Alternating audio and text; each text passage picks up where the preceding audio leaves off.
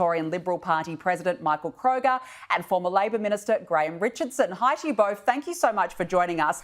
I want to start here with Joe Biden. Michael, how can the White House simply now turn it around, try and spin it, saying it was a bad night?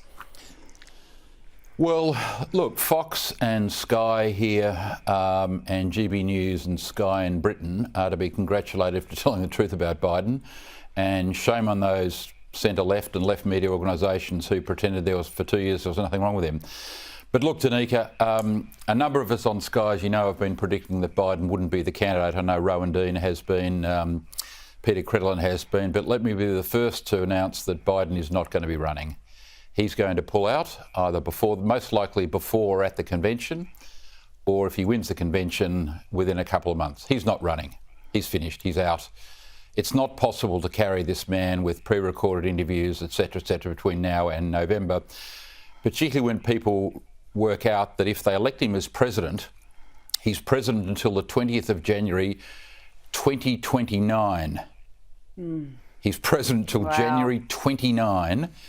And that is horrifying. Look, he's not running. Biden's finished. He's going to withdraw. And I know he doesn't know that, and Jill doesn't know that yet, but that's what's going to happen. You've got two groups in the Democratic Party. You've got the Bidens and the people around the Bidens, these faceless people who are running America, who knows who they are. And then you've got everyone else. So the 95% of the Democratic Party biting their tongue, hoping he withdraws. But, the tap's dripping and he's finished. He's going to withdraw.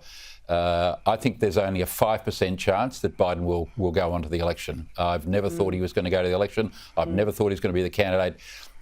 He's got the numbers, and if he says, no, I'm staying, they can't get rid of him. But he's going to go. He's going to withdraw. So it's good night to him. And now the next question is who's taking over? And that looks likely to be the Vice President. Well, I mean, this is the problem that they've got. I mean, who else really is there? We've got Kamala Harris. She's out there, Graham Richardson, making a complete mockery of herself, as I've just shown. They're desperate. They've got nobody else. They're basically stuck now with the Vice President in the event that the President does actually withdraw. Well, I think the President has to withdraw. I can't see how a bloke who doesn't know what room he's in can keep being the President of the United States, have the most powerful job in the world, have his finger on the button. He doesn't know what button it is. And I just think it's so sad because if you look at his career, he's had a stellar career, Biden, almost 50 years of public life. I mean, it's remarkable. And I think, he's made a tremendous contribution.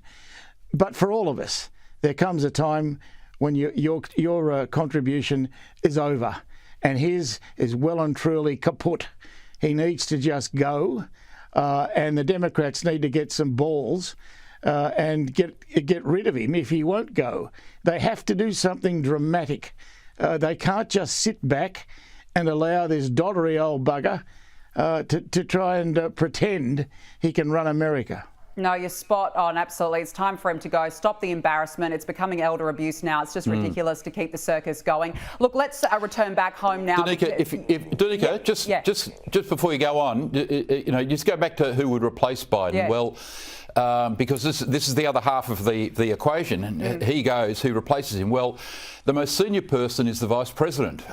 She's far more senior than Gretchen Whitmer, who's a governor. How could they argue that Whitmer should get the job above the Vice President? You can't. Gavin Newsom's unelectable in California. There are two Democrats who are more senior than Harris, and they are Hillary Clinton and Michelle Obama. But Clinton's, I think, passed it, and Michelle Obama's never shown any inclination that she wants to run, which leaves me to the conclusion that, shocking so she is and she'll be thrashed by Trump, it looks like Kamala Harris. Yeah, well, they're stuffed then either way. It's not a good situation to be in. Look, let's return to home matters now, because a renowned Australian businessman, Dick Smith, has hit out at industry operators such as the CSIRO and AEMO, accusing them of being misleading and